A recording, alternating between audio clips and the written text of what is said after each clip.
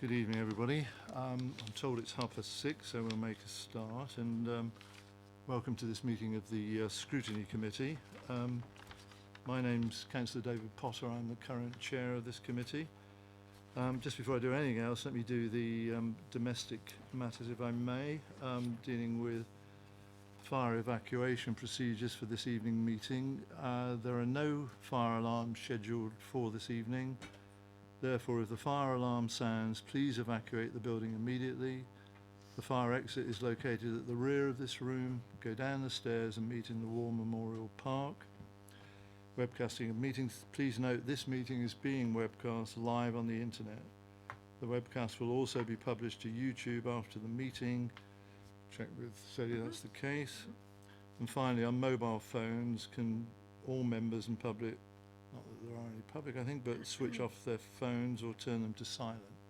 Thank you for that.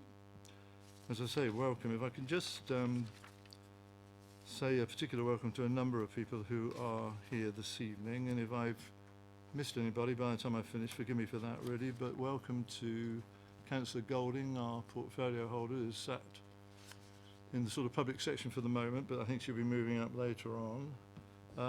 Welcome on my right to our Executive Director, Sue Curden, Finance and Resources, who is going to work with this committee and is attending her first meeting. We've also got, I think, 3 Councillors Frost, George and Carruthers. I think I'm right in saying this is a new meeting for them, so welcome to them. And we've got a number of officers on my left who will be progressively involved in the meeting as we go through. They'll forgive me, I won't go through all of those at the moment, but you'll hear who they are in due course. Right, starting off, if I may, with apologies for absence. Councillor Miller's apologies are with us, and he's being replaced by Councillor Vox, so welcome. And beyond that, I've got an apology from Councillor Raphael, the portfolio holder, who was going to be here for one of the items, but he's ably represented by the colleagues on my left. Right, moving on, if I may, to the appointment of vice chairs, 2 vice chairs for the Scrutiny Committee, 1 administration and 1 non-administration. So in terms of the administration, and this will be the councillor who has the fortunate prospect of sitting on my right, should he or she take it up. Can I seek nominations for vice chair for the committee from the administration, please? You can self-nominate. I will nominate myself. Right, okay. I'm only surprised, and I only say this openly and publicly, because I had presumed the Conservative group would have got its act together in terms of who it was going to nominate. Sorry. Okay. Yes, of course you can. Right. And you'll be sitting in the hot seat in due course, which I'll explain. So, do you want to come and join me here, Stu? Bring in your name badge with you. And just while Stuart's taking his place, can I ask for a nomination non-administration? This is for the other vice chair position, which is primarily relating to call-in, should there be any throughout the year. Thank you, Councillor Cousin. Thank you, Chair. I'd like to nominate Councillor Tilbury, please. Thank you for that. Is that seconded? I'll second that. Thank you very much. You happy with that, Ian? Yes. Thank you very much. Any other nominations? No? Okay. Well, it was a bit better organised, wasn't it? Thank you for that. So we have our 2 vice chairs. Right. Moving on then to declarations of interest. I'll seek anybody else's declaration in due course, but firstly my own, if I may.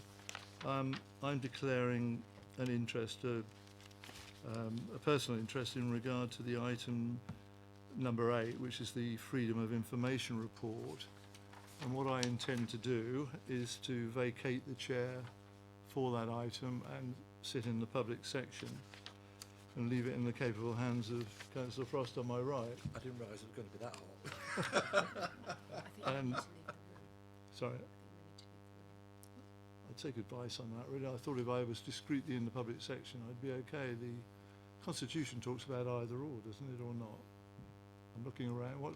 No, I think it's leave the room, isn't it? Leave the room. Looking around, yeah. I'm happy to go in the ante-room anyway. We don't Yeah. need to make an issue of it, do we, really? So that's fine. Right. I'll go in the ante-room. You'll still feel my presence, so it'll be okay. Is that all right? Is that all right? So, and with your agreement, the logical thing in regard to item 8 is to move it down the agenda because it is going to be covered by confidential exempt status, and therefore, as we're dealing with pink papers, and hopefully there will be some discussions and comments on it and the rest, if it appears last on the agenda, we can deal with all the other business first of all. And again, I'll leave in Stuart's capable hands the statements that have to be made in regard to the exempt status, etc. So, all of which you know, Stuart, so thank you. Right. Moving on then, in terms of urgent matters, I have none. Are there any others that we know of? No. Okay. Thank you. I move on to item 5, the minutes of the meeting held on the 22nd of January 2019.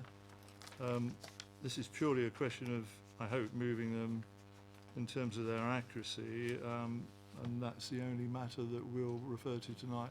Those of you who were present at the meeting can remember and have gone to the trouble of reading them, can you confirm that they are a correct record, please? Is that agreed? Thank you.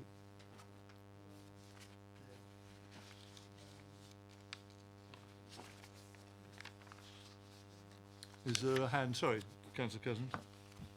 So thank you, Chair. On page 8, 32/18, and the 1 to 3rd paragraph, it relates to councillors from questions from visiting Councillor Kim Taylor, with a list of printed questions, and then it says see Appendix 1. Yeah, apologies, that has now been rectified and it does appear online and it appears in the minutes that are about to be signed, the appendix. Is there a supplementary point you want to make? Purely that I would feel uneasy about committee members signing off a set of minutes without seeing what is potentially a crucial part of the minutes. We're asking to say that this is a true account of. There were a set of questions which we haven't yet seen the answers to. So, I think probably two things apply really. I mean, thank you to say, I mean, the appendix is now going to feature obviously as the appendix to the minutes. I think in terms of the questions which are listed on the appendix are an accurate record of the questions on the night. No debate about that, I think. In regard to the answers to those, I think our answer would be that There are no answers at the moment. work is, let me finish the point if I may, and I express some concern about this. I think because of the timescale after that, February, March, falling into the election period, there has been a void created where questions haven't been answered in the way that we would wish, and I've taken steps obviously for that to be dealt with as quickly as possible, and the answers to the questions that you referred to, Councillor Cousins, will be made available as soon as possible. I think that's the answer, Eddie, isn't it, Ray? And sorry. Well, they're specifically around matters relating to leases and dilapidations, primarily around the ice rink itself, really. I circulated the response to those. Sorry, the response to those questions was circulated to the previous scrutiny committee some weeks ago by myself. Really? Okay. Is So that, they have been circulated to whoever was on the committee at that time. is that remiss of me as well as everybody else in saying we hadn't seen them? Okay. So I can recirculate them, but they have been responded to. Yeah, I mean, right. Well, apologies if that's the case. And I'm looking at blank faces, not just my own, so that's good, really. It just shows how much attention, Sue, we pay to your emails.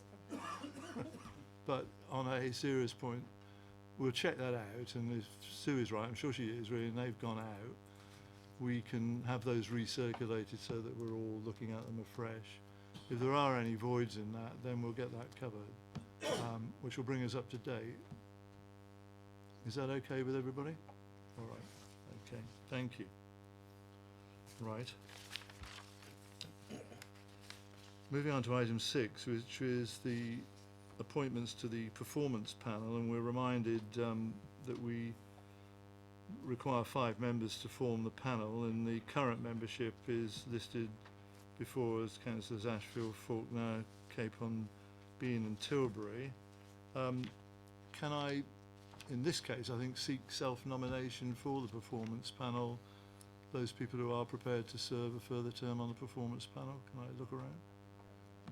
So I've got Councillor Ashfield, I've got Councillor Tilbury. Did I see a bid from Councillor Capon there?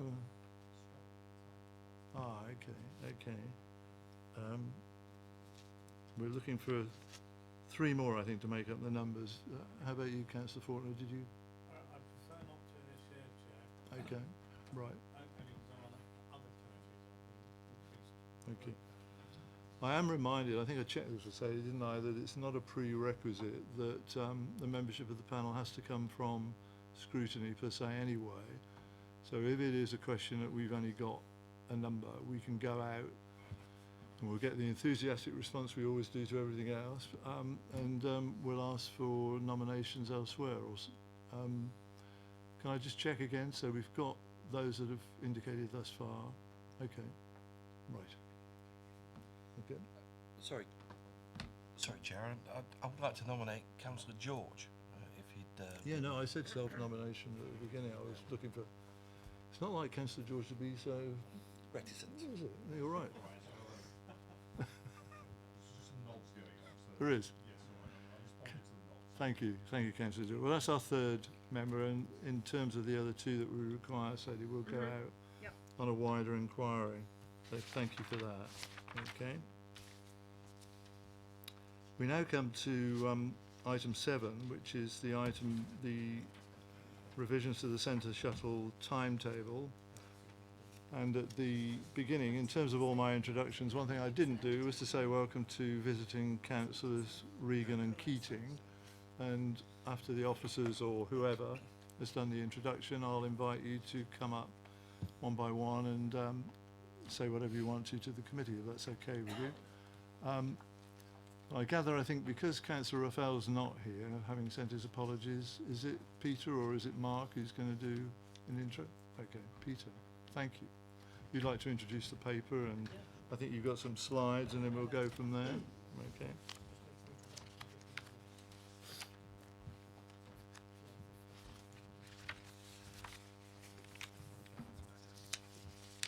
Yeah.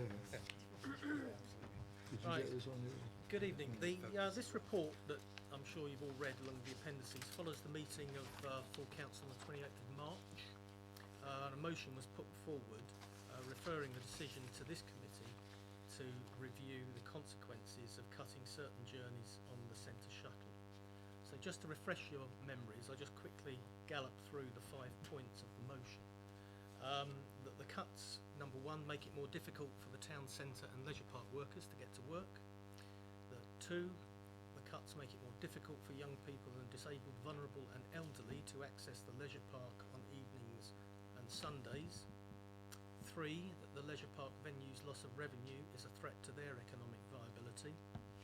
4, that the loss of evening and Sunday park and ride services increases the economic threat to the viability of Festival Place. And finally, the loss of Sunday and evening shuttle bus services will increase car usage, and therefore air quality in the area will continue to decline.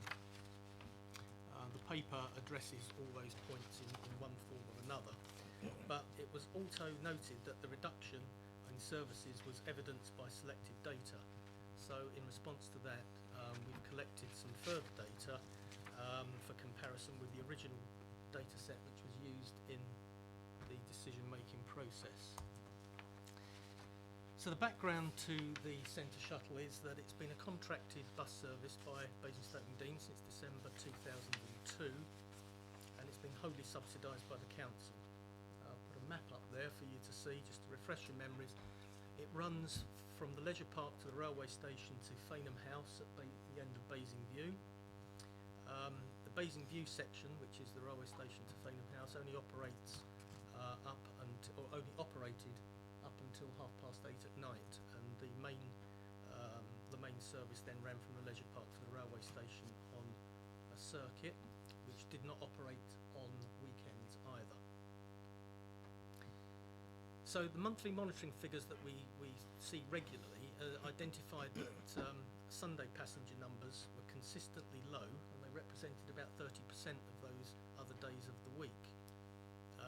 So we're always looking to see what we can do there. So we had a look at some bespoke data, which is journey time data, which is a lot more detailed than the daily figures, and that actually highlighted some other poor patronage journeys on other days that weren't quite evidenced with the original data set.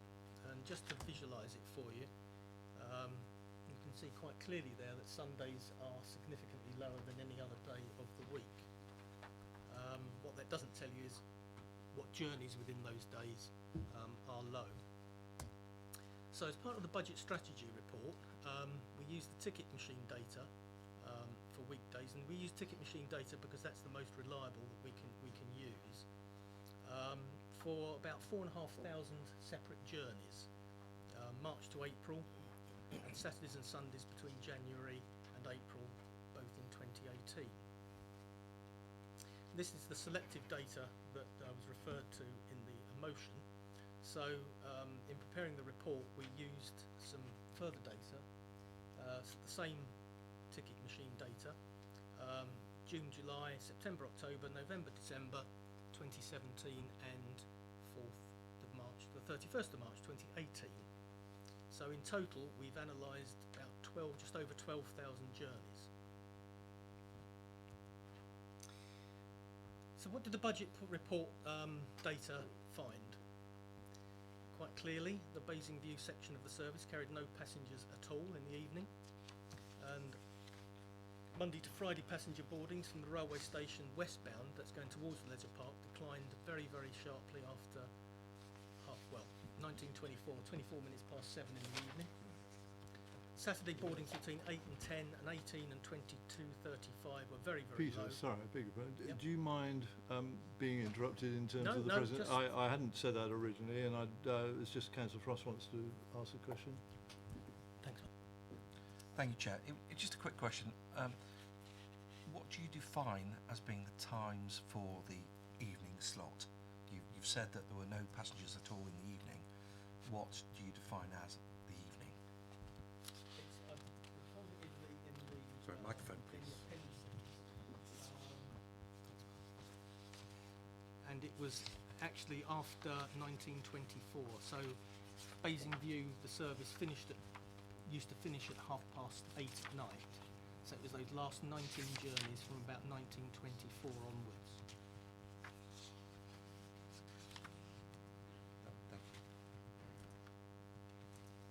Thank you.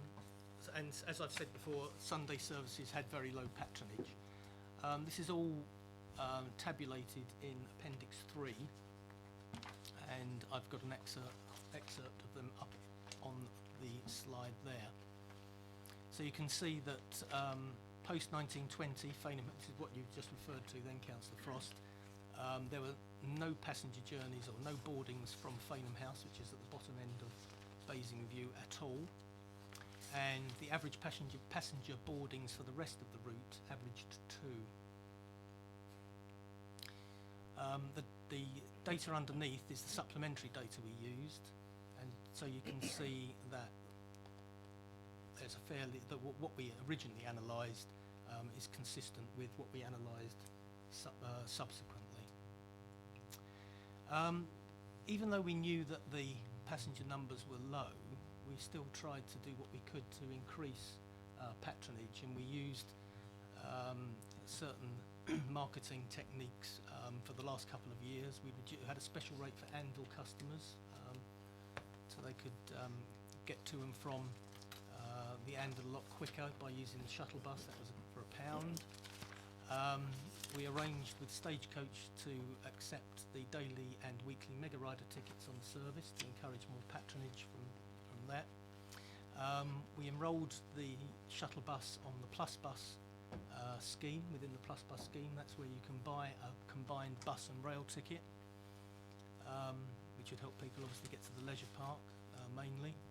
And we introduced a concessionary fare for BCOT students and staff to park their cars as well. All these measures, they had limited amounts of success, but not enough as much as we really wanted. But patronage generally increases over the Christmas period, and I gave some data to Councillor Watts as part of the motion, which he referred to then. So I'll come on to that in a slide in a moment. But over the Christmas period, service is generally used by shoppers, promoted as an alternative parking location, and patronage goes up accordingly. But as you can see, and if you compare this with the original slide, yes, it does go up, but it's not a great figure. So it's still fairly low and below what we'd expect. So in consultation with the then portfolio holder for communities, community safety, considered that a revised timetable should be introduced, which focused on the more popular times when there was higher demand and removal of those poorly patronised journeys. And that was the basis on which the decision was made to rejig the timetable. Okay, thank you. I'm sorry, I might have said at the beginning if you had questions along the way, but I'm sure you've accumulated those. But firstly, obviously I have no idea what the colleagues want to say who want to make a contribution, but I think, would you like to make that contribution as visiting councillors now, and then we can get into a full debate, really, having heard the presentation? Okay. Is it Councillor Regan first? Okay. Come on, Colin.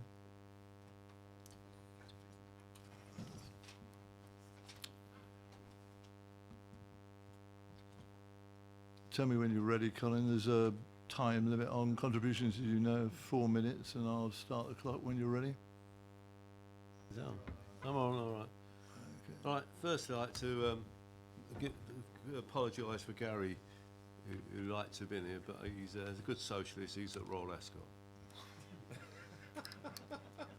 Listen, just get on with it.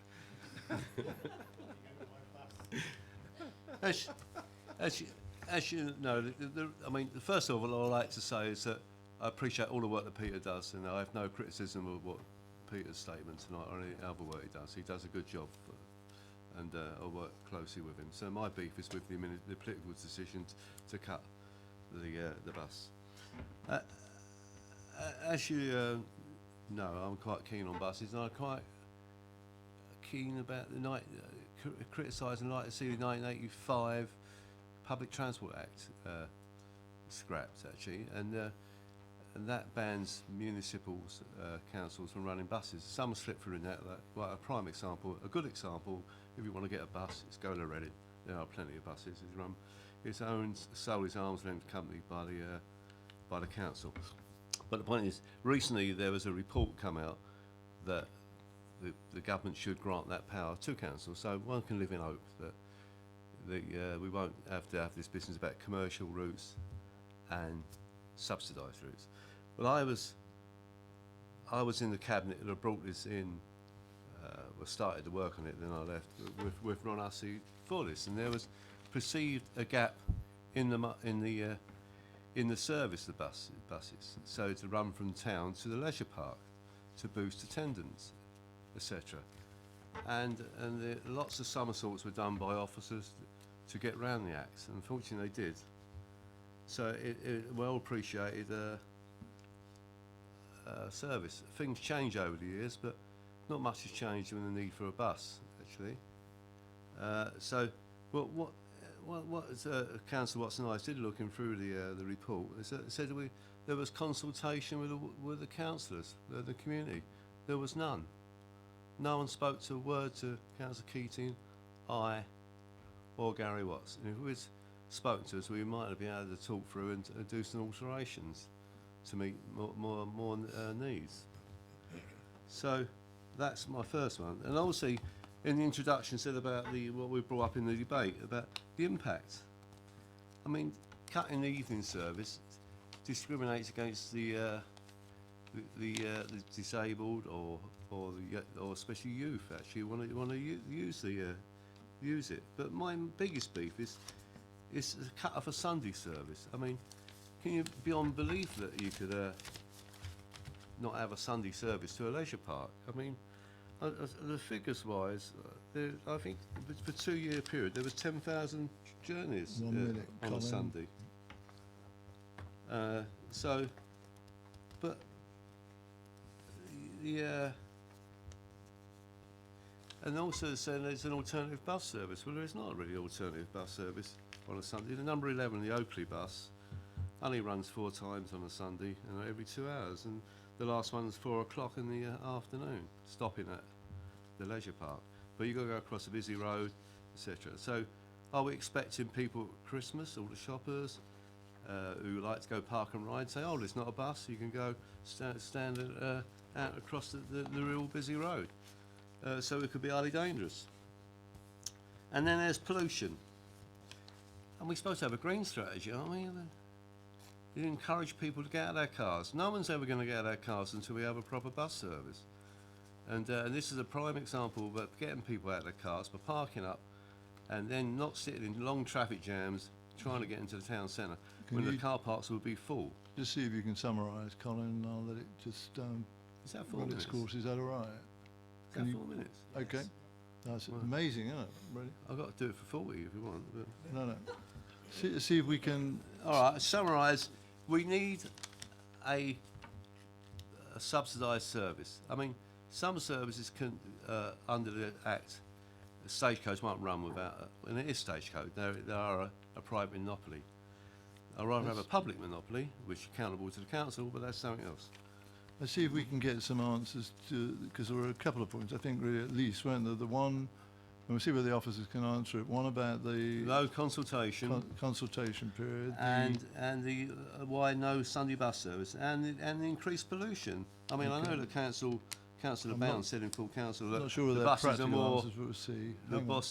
buses are more Let's- polluting than cars. So this is not the truth. Let me see if I can get a couple of answers from colleagues if they're able to do that, and then there might be a supplementary that you'd want to come back on. Let's see how we get on with that, really. Can Peter or Mark have a go at that, really? Start with the consultation one, really, if you would. That seems to be fairly significant. Okay, the consultation was part of the budget strategy, and I believe that's referenced within the report at 1.3. So it was quite a wide consultation, as far as I'm aware. It ran between November and January, and no comments were received relating to the changes. So that was the consultation, and an EIA was also done. Equalities impact assessment was also done as part of that consultation as well. So that's the I consultation. mean, one of, not speaking for him, Councillor Regan makes the point that as ward councillors, in which primarily this falls, well, part of it falls anyway, sorry, there was no direct consultation with them. Would that be the case? That would be, yes. Go on. The short answer is yes. That would be correct, but it was part of the wider Right. package. So. Okay. And in terms of, I mean, in a way, obviously, I'm not sure it can be converted into a question, but obviously there was the point that Councillor Regan makes about the unfair discrimination that might apply to those people with disabilities, etc., who would be unfairly and disproportionately affected by the removal of this service. Do you have a comment to make on that? Yeah, we realised that some passengers or some users of the service would be disadvantaged by this. There was no evidence to say how old they were. We had no demographic information, which is why we negotiated with Stagecoach that the bus services could be used, the 76, the 11, and I think it's the 8 off the top of my head, that run to the leisure park down to the Greenway. Just on that point, Peter, sorry, is there in terms of the alternative bus provision that might be provided, what would be the expectation there? That people would park where they normally do, and then get down to the regular bus stop to catch a regular bus service. Is that right? I suppose that is right, but when people use the service and they realise they have to get off at a different stop, they have got the opportunity to choose to park in anywhere in the leisure park, and they may choose to take a slot that's a lot closer to that bus stop on the Greenway than using the leisure park stop at the bingo. The shuttle bus does come in at the West Ham entrance on the roundabout and does do a circular route all above. So there is plenty of alternative parking. They don't have to use the centre shuttle park, which is by the bingo. I suppose the last point that Councillor Regan made, if I might make it for him, I guess, was relating to, in these times of emphasis on climate change and providing transport which is ergonomically sound and isn't going to add to pollution, this would seem to be a contradiction in terms of reducing a subsidised bus service. But that's an observation, I know, rather than a question, but you might have a comment to make on that. Well, the view that was taken was that the service was so poorly used that the benefit, especially in the terms when there's no one actually using the bus, it'd be more of a benefit to air quality to actually remove the bus service than it would be to run it, because you're actually running something that's not being used. In terms of the other services, there are alternative services that can be used. So for a very, very poorly patronised service, it makes sense to use different bus services as an alternative. Colin, I've done my best, sir, just to add to what you, by way of question. Do you want to come back with a supplementary, and then I'll move on to the committee proper? Yeah, I don't think the pollution one's been answered adequately, actually. I think it's something from administration, really. I pity Mr. Raphael was not here. No, It's not for the civil servants to answer these questions, is it? So I don't well, really have so point being, officers probably can't answer what might be a political commentary, I guess. Yeah. Really, that's what we've got to take away. yeah, so that's so I would make this comment generally that the administration needs to get to grips with the pollution. This is an aspect of it, and they should be promoting the bus services and not cutting them. Okay, thank you, Councillor Regan. Councillor Mackay, do you want to ask something now which relates directly to what Councillor Well, Regan yes, said? it was just to echo something that Councillor Regan said, that the Christmas period is recognisably different from the rest of the year, and I wonder if the judgment that's been made across the whole year as an average actually should apply to the Christmas period or not, and maybe some re-examination of the Christmas period might be in order. Can you answer that, Peter or Mark? We did look at the Christmas period again, and even though the passenger numbers were increased from what they were normally on the days that the journeys which we've removed, they don't demonstrate any great increase to warrant putting the service back on at that time. That was the view that was taken.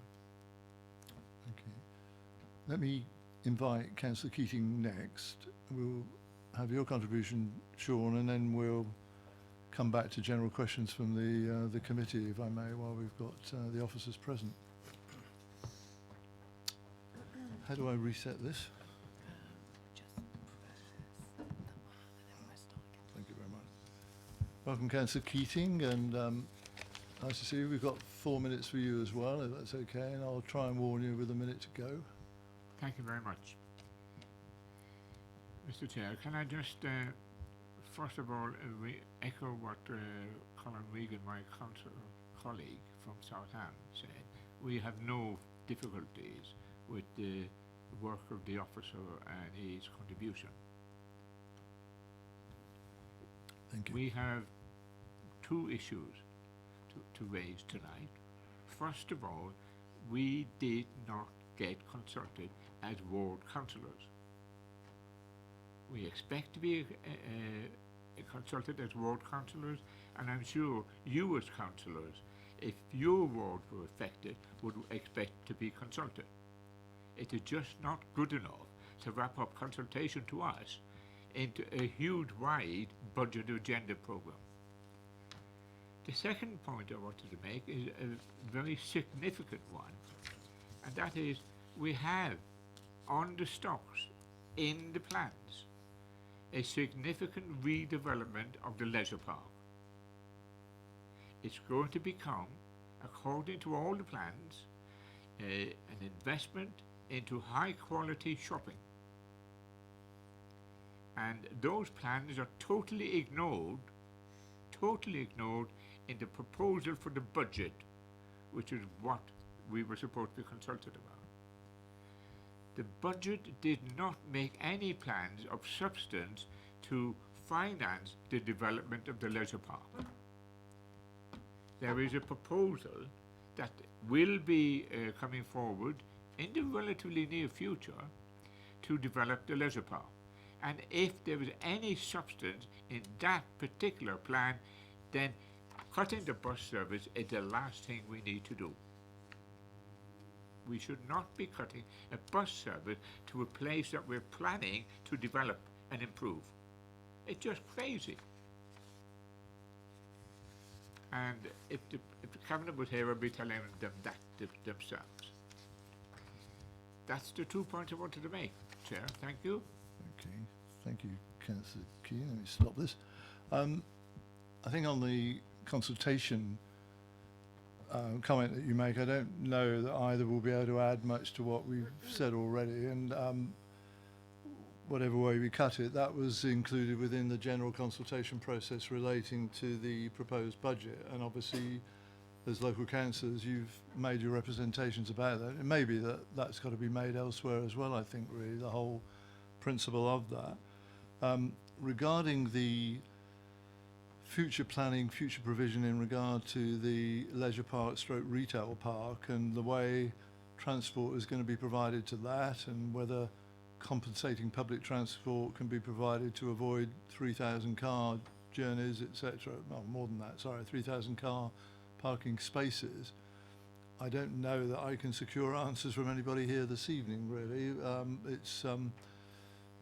It's a little bit ahead of time, I guess, in terms of what might materialise in terms of the advanced planning for that. But I think the point is understood, isn't it, really, that anything I hope this council can do to avoid mass car journeys one way or the other, with all the added problems that go with that, then all to the good, really. So that point is well made. Thank you for that.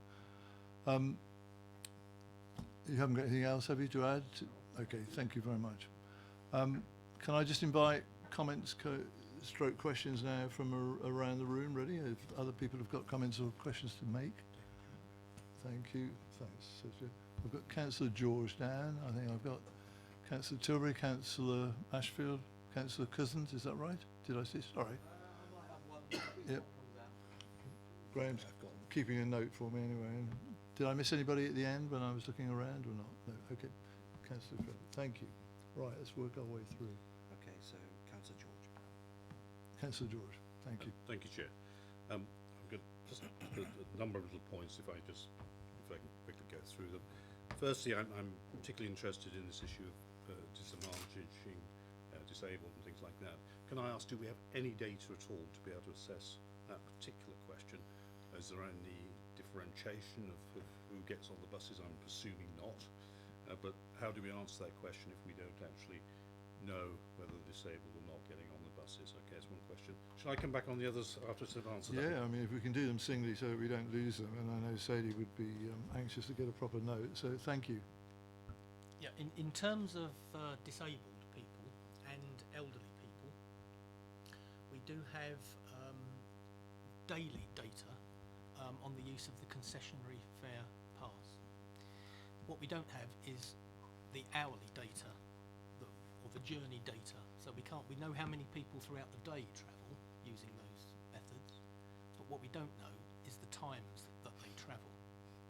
So we can differentiate between a disabled person and a non-disabled person, i.e. anyone else that uses the concessionary fare pass. But what we can't tell you is, we could tell you children under 16, because the fare is that, but we can't tell you any data on times.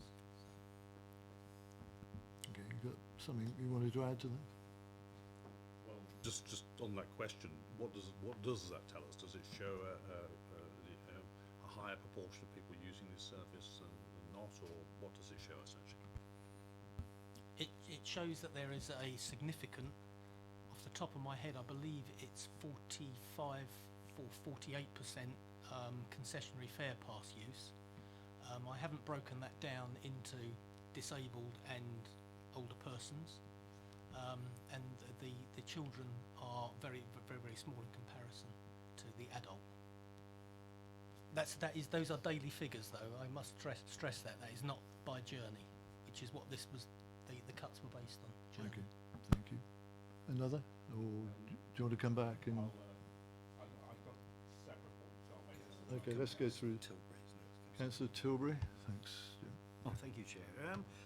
Yeah, Peter, looking at the figures there, the 2016-17 look very similar, but 2018 there seems to be a marked jump across the board. It may have been explained in the report, I think I probably missed it if it was, but do we have any idea what's driving the increase there?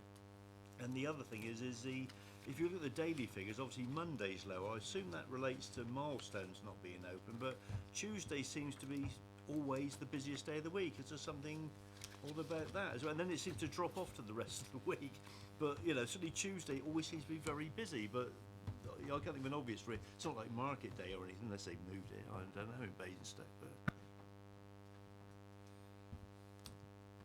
I can see what you can see, and we have no answer to that. We do annual surveys, but they don't capture that information. Why is a Tuesday more busy than other days? It could be that they've got events on at the leisure park. It could excuse me. It could be Basing View is being used. They've got more events going on. Less people working on other days and coming in. Perhaps Tuesday to, well, I see Tuesday and Wednesdays. They're fairly good. So Tuesday and Wednesday seems to be the most popular day. Yeah, it's the same pattern. You'd almost expect to be a bit more random. Apart from possibly Monday. But Good. the overall pattern, do you know when in 2018 is there something that drove that? We made some changes, as I was saying, and I can only attribute them to we introduced the use of the Stagecoach Mega Rider and the Stagecoach Day Rider tickets to be able to be used on the centre shuttle, which we hope would encourage more people in. And the daily figures that I've been getting indicate that that's been fairly successful.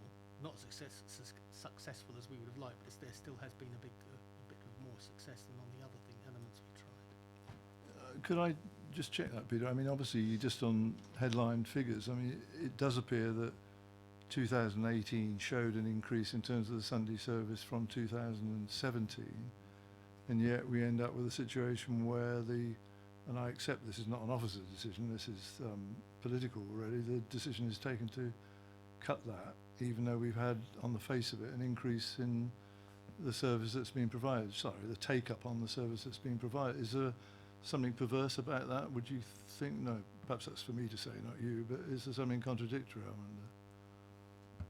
I've just did a quick look at the increase, and it's even though it appears on the graph there's a lot more, it's actually an increase from 8,790 to 9,997. So the graph does show an increase, but it's not a huge increase. It's about 15%, isn't it? Which is pretty good, isn't it? It's not bad. No, But we have been trying to get more and more people to use the bus. So this, I'd like to say that Could be working. it is a result of our efforts. Yeah, I'm sure it is. You know, that's all to be commended. But the point is that this will be and it does carry a hell of a lot of passengers. There's over 2 million it's carried since its inception. So you know, it is a well-used service at certain times of the day. Let me just check. Sorry, Stuart. Yes, Councillor Ashfield is next. Councillor Ashfield, please. Thank you. Peter, I appreciate this probably is going to be a difficult question to even think about answering, but it strikes me that to really ask whether this reduction in the service is a reflection that New River Retail don't have plans to continue the park and ride. Is this perhaps the sign of things to come with this service? I have to say I can't really comment on that. I don't have that information. I've never been aware of how the leisure park service would operate with that, so I can't answer that, I'm afraid. Okay. Okay, so it's Councillor Carruthers. Councillor Carruthers, thank you. I can see that numbers in the evenings and on Sundays were really low, and I think that it was definitely necessary to reevaluate the service and the money that is spent on it. I'd like to know, how did we communicate the reduction in the bus service to the people that were using it? Were there leaflets, or how did we let people know that that was going to happen, and did you have any response to that? Yeah, we communicated it via social media. We communicated it on the buses, and as you know, we have 2 bespoke buses. They had posters on a month in advance.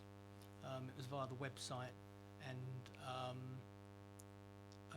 I believe it was tweeted out regularly subsequent to that as well.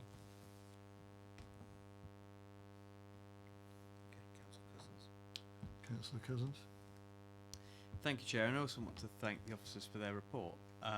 It is very interesting. I also like to thank the councillors for coming along today, because they do hold concerns about this, and indeed a few of my residents do as well, in terms of my students heading to and from Beacott, along with the staff, along with residents in Sinclair Drive using the service to go to the leisure park or heading in towards the train station or the town centre. I just want to row back a little bit in terms of, just because I misheard, could you just reconfirm, there was an increase in figures from 2017 to 18, is that correct?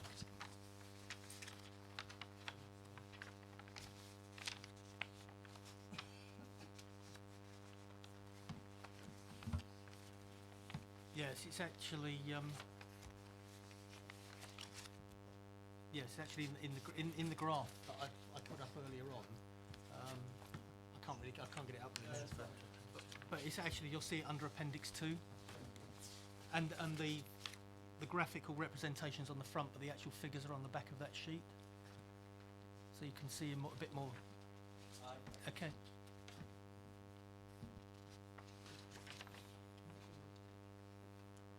So, I was just going to say, so with that in mind, has there been anything, have we done anything differently in terms of, have we, within those 3 years, have we advertised it better? Have we found that actually we found a bit of a sweet spot in terms of the pricing?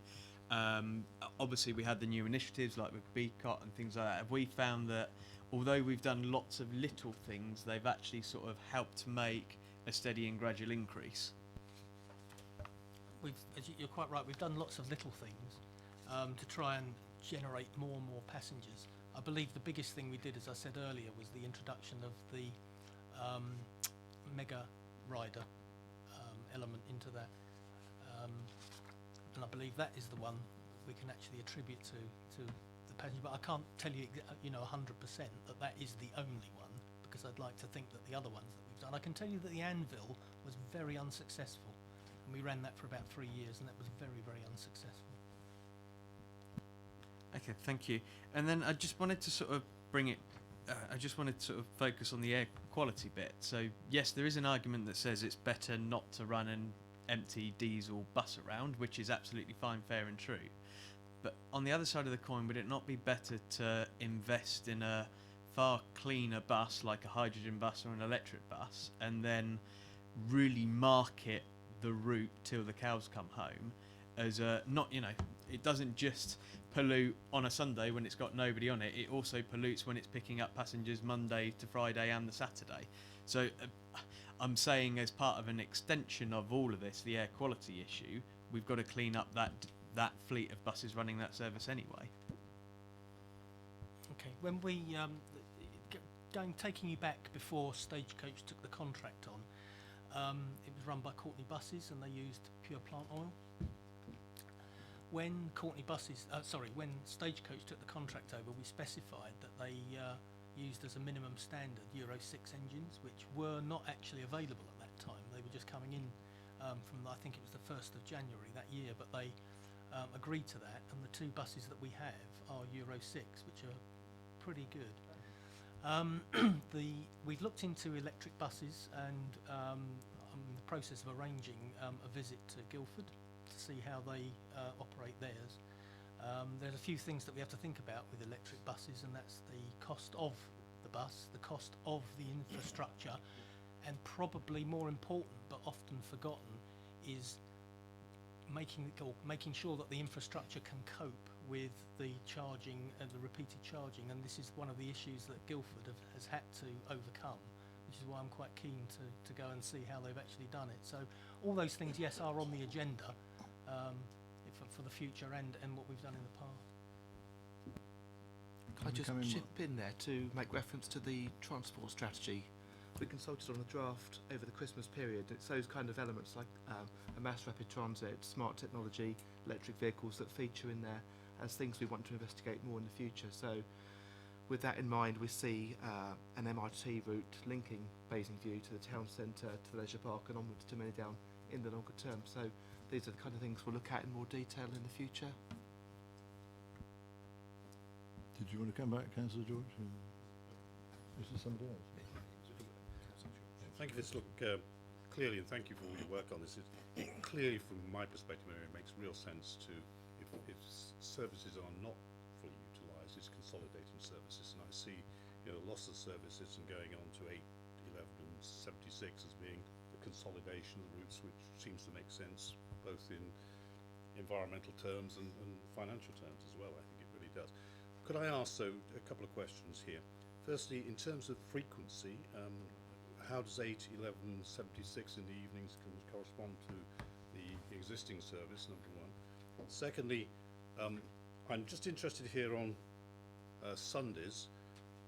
You say you'll honour the shuttle bus service tickets on the other services, but clearly if it's not running on a Sunday, you can't have a shuttle bus ticket.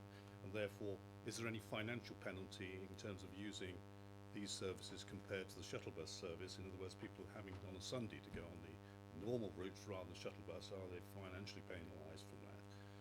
And third one is a practical one. I've used the shuttle bus on a number of occasions myself going to town, but I don't use it frequently and I wouldn't know. Is there any proposals to really put a notice or something at the bus stop to say this bus doesn't run these times, but if you go down here, for people who don't know the town or are visitors to the town, to direct them to an appropriate place when the shuttle bus isn't running? So there's 3 questions there. I'll answer the last question first because I've got a bad memory. In terms of, I take your point on the timetable at the bus stop. Something that we have actually overlooked. However, we didn't overlook it on the marketing and also on the web.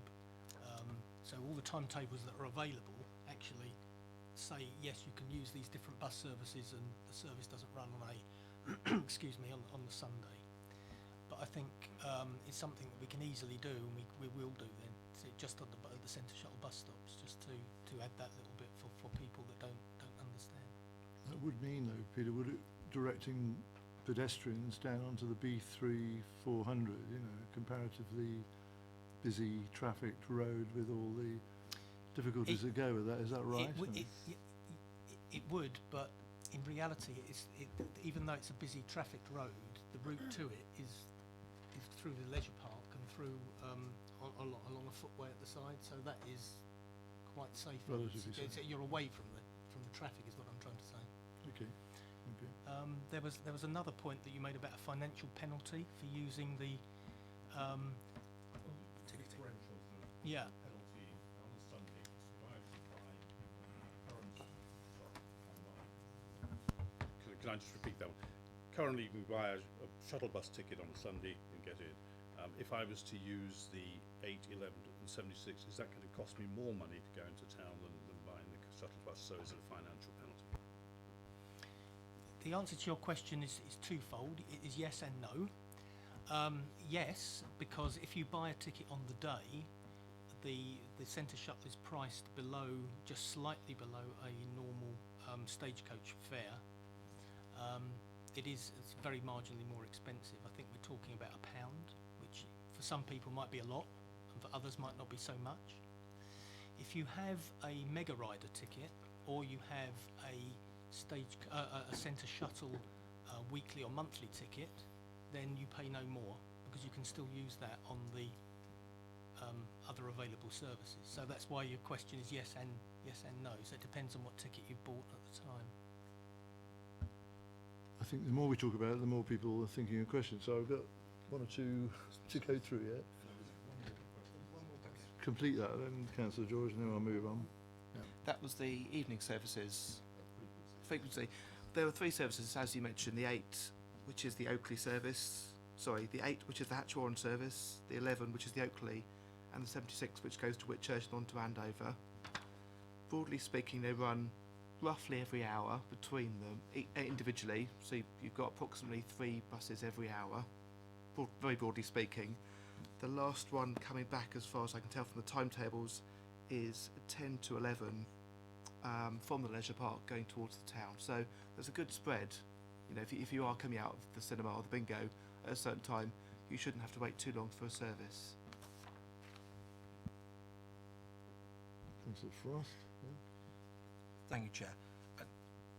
It's really, I suppose, a bit of a rhetorical point and also a question, I suppose, in a way. It's just that we're obviously talking about here about the services that, you know, are being cut. Is that correct? Okay, so I have to say that, you know, I do struggle with some of the comments that, you know, have come in on the committee this evening about you know, local residents not being able to catch buses, but we have the data in front of us to say that they're not actually using the buses anyway. Okay, I have to say I wonder whether it is because it is a subsidised service, whether it is a good use, okay, of council funds, and I think that as we go further on, I think that budgets will become tighter and tighter, and we will have to start making these very hard decisions, okay, as to what do we provide for our residents. Okay, I'm horrified that on a Sunday, the actual uptake seems to be so low. Okay, do you feel as officers that there is anything more that could be done to increase the number of people that use the bus? That was the question. Yeah. Anything more that could be done? I think we've exhausted everything that we can do currently. The only other thing that I might suggest is a slight change in the route to make it a little bit more attractive. That would be then risking the frequency, because it's a very high frequency route, so we'd have to balance that against the frequency. But if the patronage came up, and we were convinced that the patronage would come up by changing the route, and I'm not suggesting what we would change it to, because we'd have to look very, very closely at that. That probably is about the only other option that we've got for it. Okay. Just have one more question, but if I may. Just your indulgence, please, Chair. Just very finally, okay, just because we're cutting the services here right now, okay, does this mean that when the leisure park is regenerated, redeveloped, however you want to phrase it, okay, that we can't reassess the bus journeys then to actually increase the timetable and frequency of buses between the leisure park, the town centre, and the rest of the shuttle bus routes? I think it's probably worth answering that in terms of the local planning authority's response, and we would definitely expect the leisure park operator to be doing something significant in terms of getting people out of their cars and from the town quickly and easily. So somebody arriving at the station from London, say, should be able to get to the leisure park in the redeveloped leisure park quickly and easily, and that would be a test that we apply through the planning process. Thank you, Chair. Thanks again. I mean, just to make an observation, my only concern with that, and obviously that projects something into the future, and obviously something will be done with the developer at that time. What I wouldn't want to see happen is for the shuttle service that we have currently as an established service and on the route that it is dispensed with and then reinvented when it comes to that, which is going to be harder to do, you know, and that's my concern. But, you know, that's a political observation rather than for officers. I do realise that. Let me just work through the questions to the end. Is that Jack? That's great. Oh, sorry, Councillor Fortner, sorry, I beg your Thank you, Chair. A sort of question plus observation, because something close to my heart in Highclere is we have bus services during the day to Newbury and to Andover, but none at night. So this has two effects. One is if you get the bus, you then are stranded in the evening, and then obviously faced with a massive taxi fare. And secondly, you tend then not to use it, so you have to go in by car or whatever, and therefore it's a self-fulfilling prophecy in that the numbers fall. And because this is a subsidised bus service, it implies that it's not commercially viable, but we recognise that it's extremely important to the residents. So I suppose my observation is that some of the small numbers of people, I mean, do we know if they're severely affected, i.e. they can't do their job because they're stranded in the evening and can't afford taxis to get the bus back, etc. I know it's early days on that one, but I would just like to raise that flag that 5 people severely disadvantaged by cuts may be just as important as 50 people who are only doing it because it's cheap and free to get to the leisure centre and they haven't got anything else to do. It's quite a complex situation. Is there an answer to that? Yeah, I've had some customer feedback since we introduced the revised timetable in March. I've had 3 instances of customer feedback, which, even though has made me unhappy because they've been disadvantaged, I've explained to them what can do, and they've been quite happy with that.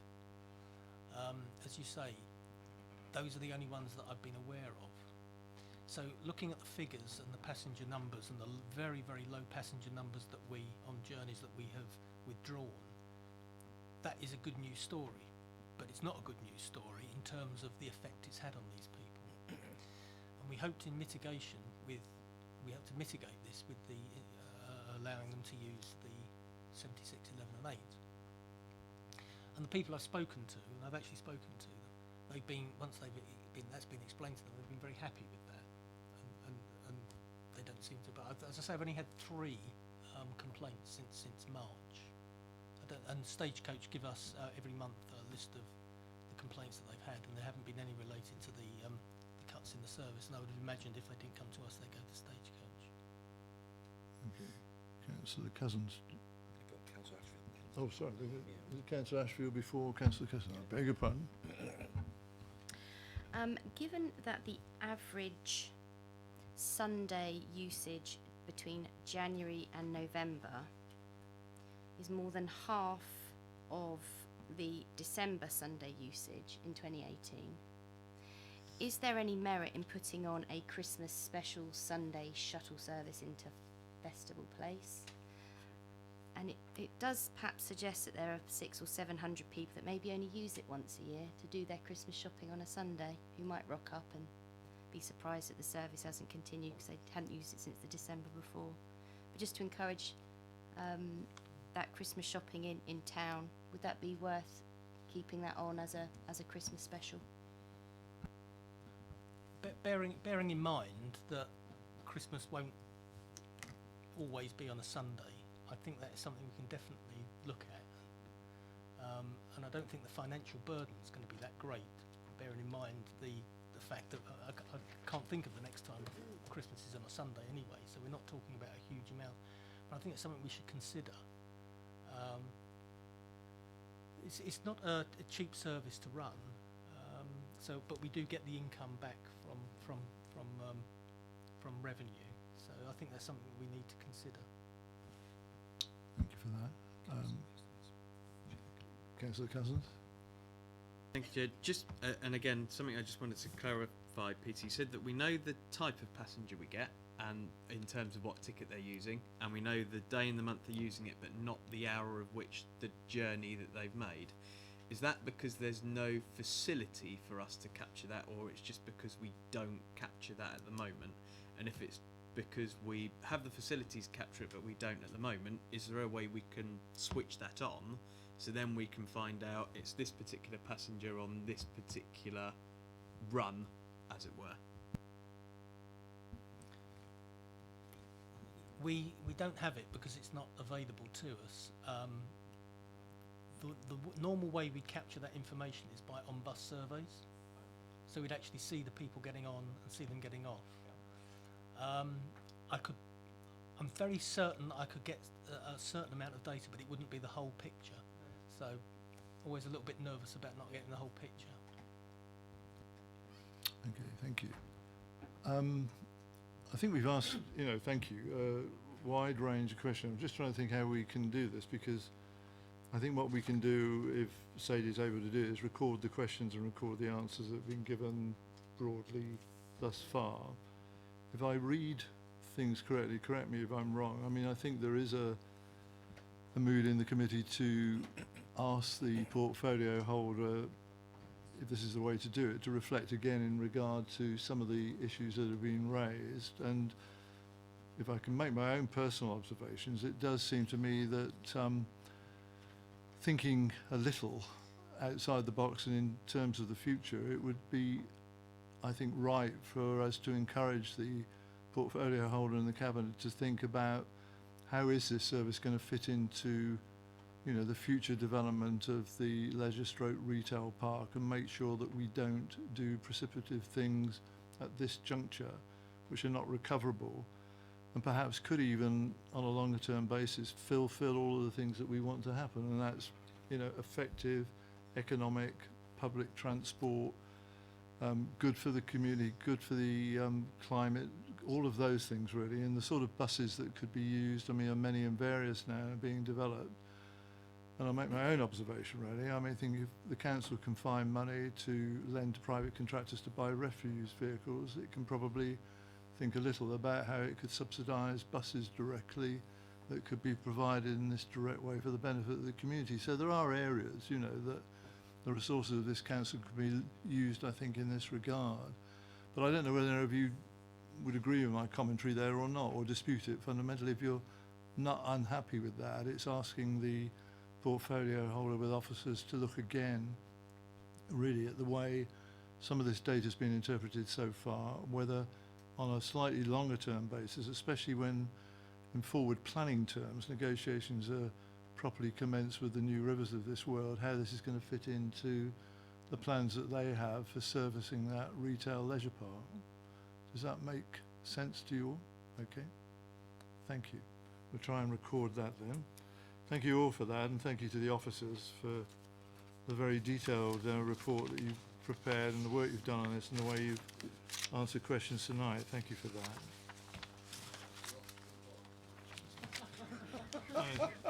that. Thank you both. Right. Moving forward to item 9, while I'm still here, which is the review of the work programme, which occurs on page 65 to 68, if you're able to turn to that. Quite a big one. All right. Have you all had a chance to look at this? Sorry, Councillor Ashfield, sorry, come back. Oh. I'm Councillor Cousins, but I'm rather close. charmed that you think that I'm Councillor Ashfield. No, I haven't got my glasses on. It was a couple of things. For our meeting on the 19th of November, as I'm sure that we're all aware, on the 22nd of July we start the new bin collection routes. And I wonder if the meeting on the 19th of November might prove a initial snapshot into how successful the changing of the bin routes has been and the updates in the collection service. And then flowing on from that, on pages 67 and 68, the three groups that I set up, I would like to be discontinued for this municipal year. Okay, taking the second point first, if I may. I mean, I say this myself, I'm content, obviously, for those not to be continued if they are either completing what they've done or haven't found it easy to complete what they were intending to do. There's no point in beating ourselves to death on those anyway. So, colleagues looking around, are you content with that? Okay, as a proposal, okay? In regard to Councillor Cousins' first proposal, I mean, certainly in terms of November, and it's very opposite in the way that he describes the dates, it seems to me that is a significant issue as far as this authority is concerned for a number of reasons, and certainly for the Scrutiny Committee to receive a report in regard to the whole waste collection regime and changes to it, and how well under the new service provision that's working or not would be an adequate subject for us, wouldn't it? Are people content with that? There's something to do. Councillor Frost? Thank you. I would just be concerned that, I mean, obviously, it all kicks off from July 1st. I'm just concerned that, you know, would enough time have passed to be able to make a decision beyond, okay, looking at the first, you know, month or so. Some of my residents certainly would, I think, but as you know, only too well. Yeah, I mean, absolutely. well, I mean, with your agreement, let's put it in the way that's being suggested. If the response is similar to what you're saying, Councillor Frost, and that, you know, the data's too raw and we can't get the sort of responses that we're looking for, we'll have a think about that. But certainly in principle, I would have thought there'd be sufficient by that time. Councillor Cousins? Yeah, I'd take Councillor Frost's point that we might have sort of 1, maybe 1.5 months of absolutely solid analysed data, but I'm happy to sort of take a cursory, right, we've got 1 to 1.5 months that we're pretty confirmed about and we're sure, and the other month and a half is a little bit raw and rusty, but it gives an indication of we are going in the right direction, or we've changed the routes and actually we've caused more trouble than it's worth, and we've got to try and sort this out. So I think there will be enough there, but I'm happy to hear back from what the portfolio and officers say to that request. Chair, and just to reiterate, I'm happy with that, just as long as people are aware that, you know, it will only be, you know, the initial snapshot, and that maybe, you know, we then need to look at further along, you know, maybe, you know, the back end of the municipal year to actually see whether we've been successful or not, or whether we've created utter chaos. Well, we hope not, but thank you. Thank you. Can I just check, just looking to my left first, is it the case on an annual basis we have our housing report, and, you know, which obviously includes the sort of housing summary figures in regard to performance and housing allocation policy, etc. Is that an annual event? You've asked for it in the last few years, Ah, but I don't okay. know that it's set in stone, that it's Right. an actual. Okay. Some colleagues remember, I mean, we have historically found that to be a useful process, I think, really.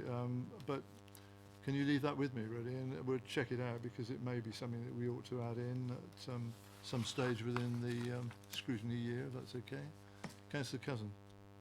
Sorry, Chair, just something that I've spotted. Page 66, the Section 106 money, so that was the motion brought forward by Councillor Venetia Rowland, which obtained universal support at full council. I just wanted to know whether we had any further sort of correspondence from Councillor Rowland as to whether A, she wants to be on it, and B, whether any members had put themselves forward for that task and finish group.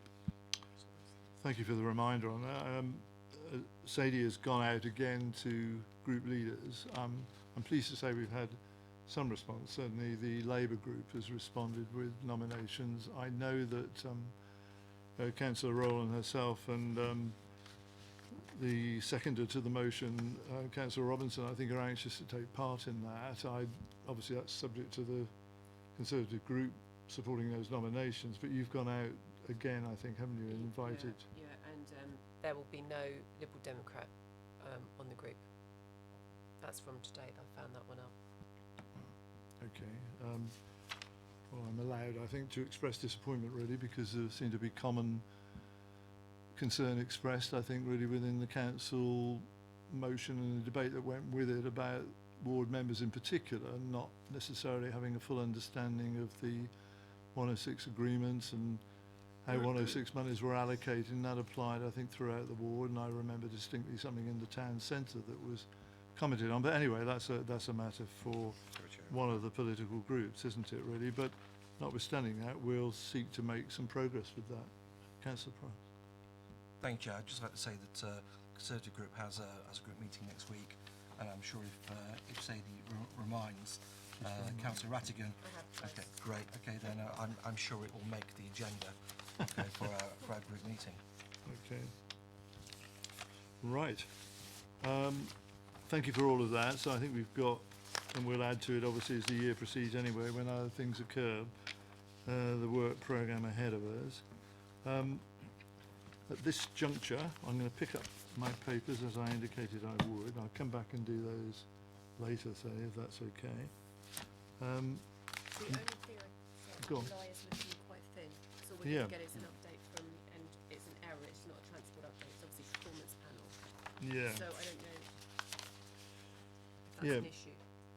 Well, it is, isn't it, really, in the sense that I don't want nor would you, the scrutiny committee, to meet for the sake of it, especially if there isn't sufficient business before us, really. Well, we'll have a look at that, shall we? Is that all right? Yeah, And sure. if it's necessary to cancel that meeting, I'll come back to you on that anyway. Okay. I shall retire to the ante-room and leave you in the capable hands of my colleague on my right, who didn't know he was quite going to get this, did he? But No, to be fair, but there we go. You know. okay. And I'll see you later, perhaps. Do you want to move into the centre? If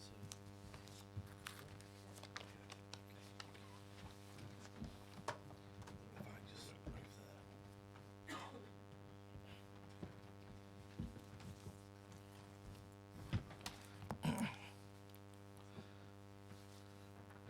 Thank you very much, Councillor Potter.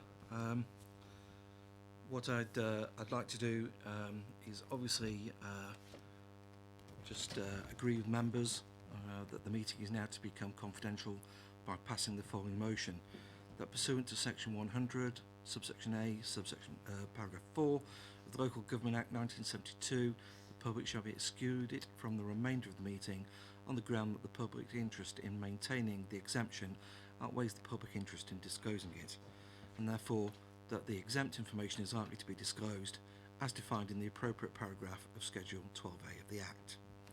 So the order is to discuss the papers, okay, and I would like the, if I have the committee's support, the webcast to be turned off and then turned back on once the discussion is over. Okay, do I have support of the committee? Agreed. Thank you very much. We can sort that. Yeah, there's a bit of a delay.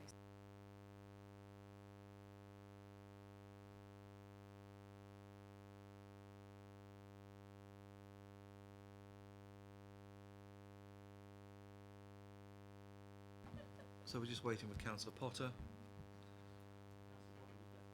All right. Okay. In that case, and as acting chair, okay, then I'd like to say to councillors and officers, thank you very much for attending. We'll look forward to seeing you at the next scrutiny meeting. Okay, and thank you very much. Good night.